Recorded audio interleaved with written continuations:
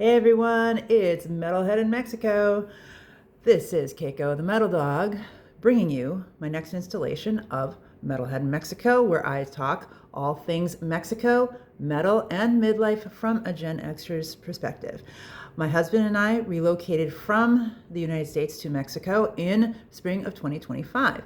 And I am a drummer on hiatus and a resurgent metalhead who decided to kind of set aside some of my tried and true metal that I grew up with and started a kick about 10 years ago to dive into metal from all around the world, and with a focus, and I decided to focus on this channel with bands from the global south because they just tend to not get as much love. So that's going to be that's the gist of what my channel involves. So if this content interests you, stick around, and if they're joining me for the first time, welcome.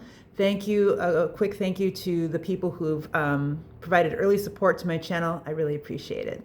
So with that said, I'm going to dive into today's topic, which is going to be about life events.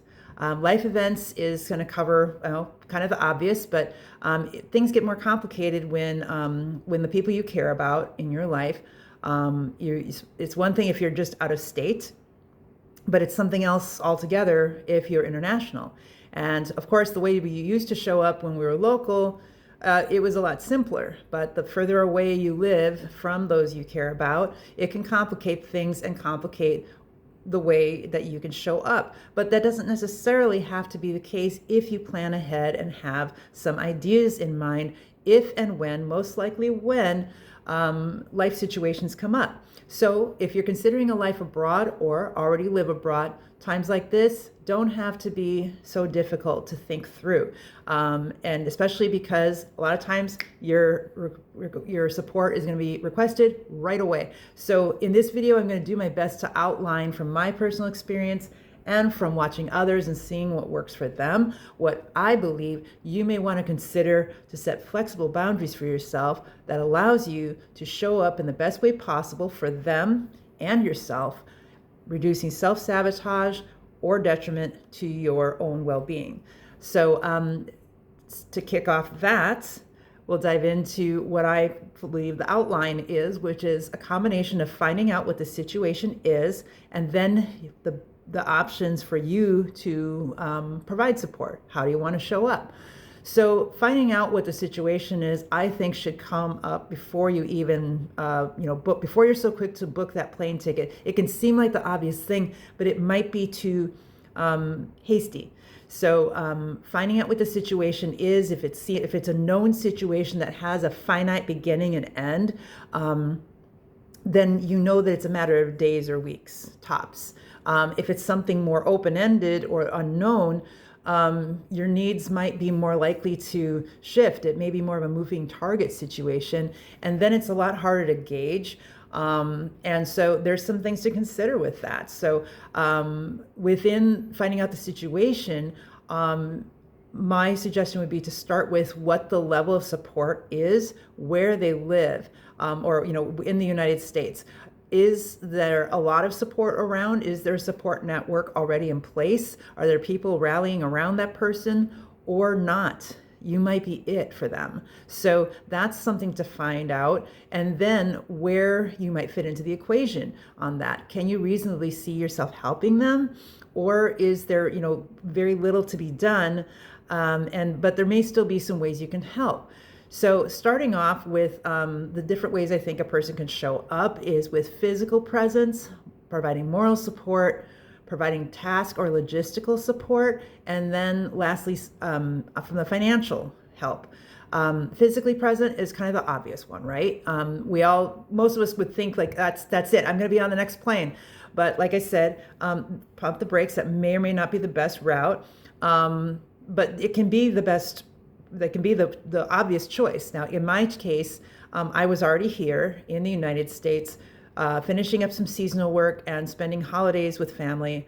And then that turned into something that required more of my time here because of a family crisis. So for me, it was simple. I extended my stay, and now I have a bookend to it. But You might not know what your situation is. And in the meantime, something to consider about physical presence is not only can you afford the flight to and from or changing flights, but do you have the means and the capacity to potentially have two sets of expenses? One set in the United States and the other back in Mexico. Now, if you're traveling more simply and you haven't settled down yet in Mexico, you might be backpacking, you might be traveling solo, it may be an easier solution for yourself because you're just, up and leaving. But if you've made more routes in Mexico, then you've got some logistics to think of, whether it's, you rent or own, you have a long-term rental, or you own a place.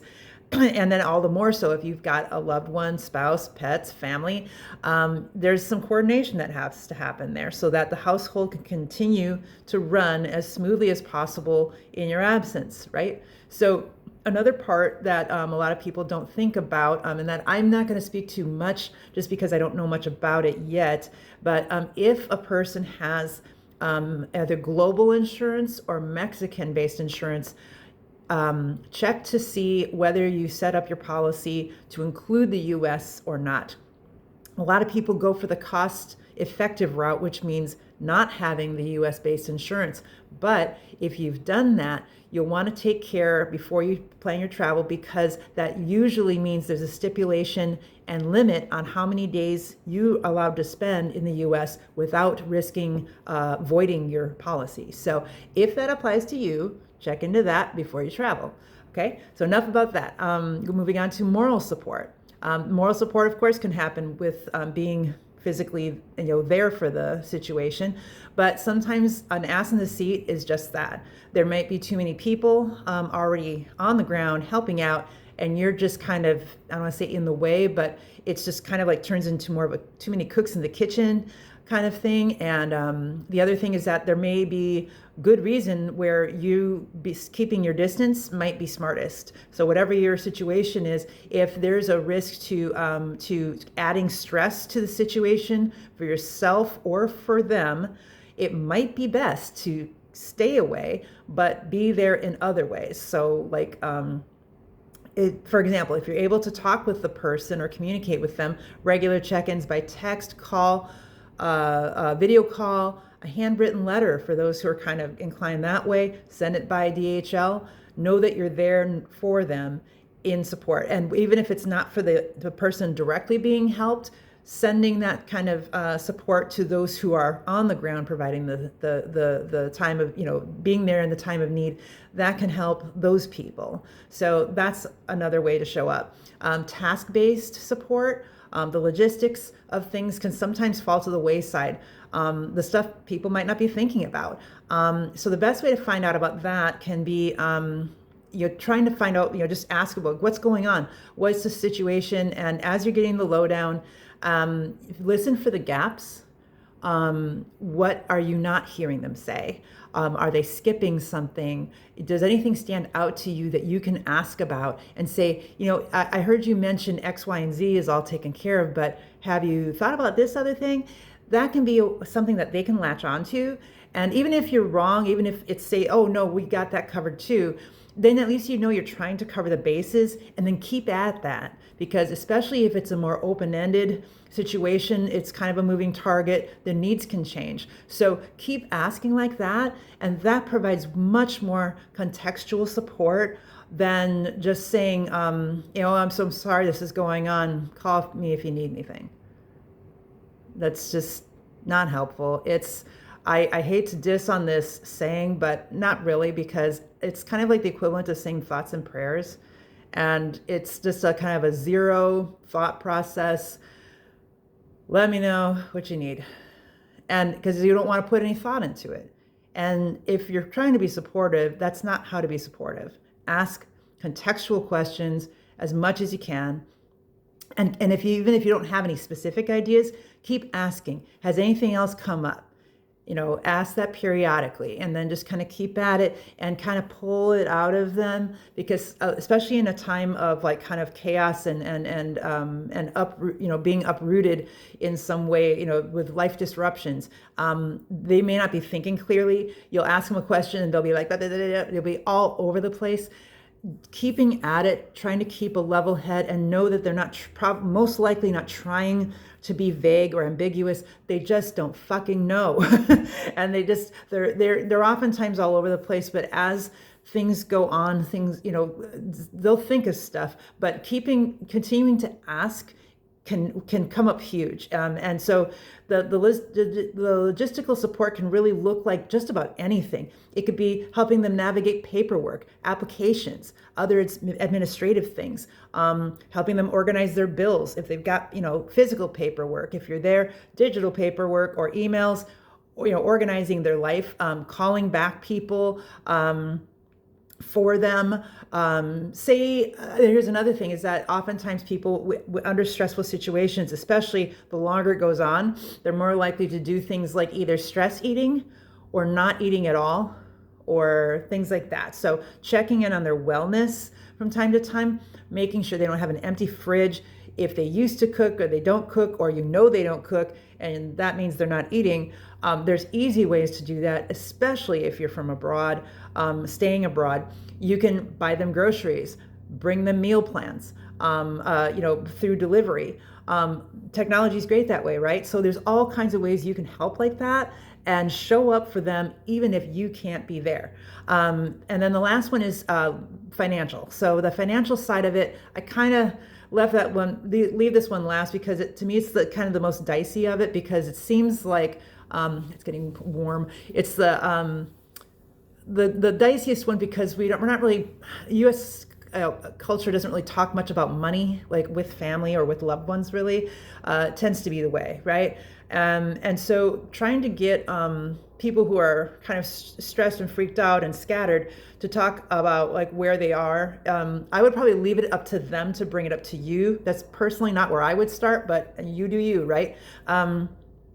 If there's something that they need, you can hear them, complaining about bills, or then this exam's going to need to get done, or I've got apartments to look at, but each of them has an application fee. Whatever it is that, listen. Again, this is part of that contextual help, logistics. Find out what they're needing help with the most, and just trying to provide context. If you're going to help financially, my opinion is help with specific things and pay directly into it if you can. That way it's trackable for you and that it's taken care of.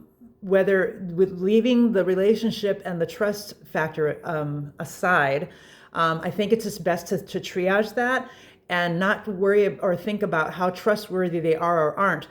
Regardless of the situation, they're most likely not thinking, and the more directly you can pay into something or help them with something like that, is probably better. That way it's trackable and it's getting taken care of, and they don't have to worry about it. So it just brings down the temperature in the room on that part, especially because people are funny with money.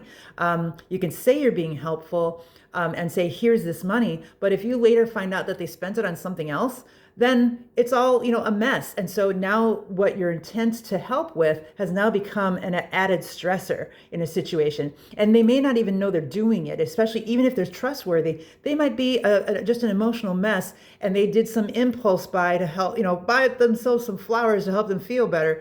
And they bought this immensely ridiculous bouquet that was supposed to go to the application fees, right? So it could be any kind of, just various reasons to kind of triage all of that. Be the voice of reason in the room and show up in a way that is protective of yourself and them. So that's what I've got to all that type of life event advice. If this resonates with you and was helpful in any way, I really appreciate your comments, likes, dislikes, something I left out, let me know. Your input is valuable to this channel, and especially in these early growth stages, it's even more important. So I really appreciate your time. Thanks for checking in, and looking forward to doing my next video, which I will be releasing very, very soon, covering my next topic relating to Mexico and my next favorite recommended metal band. So with that said, thanks for your time. Ciao for now. And blessed are the weird.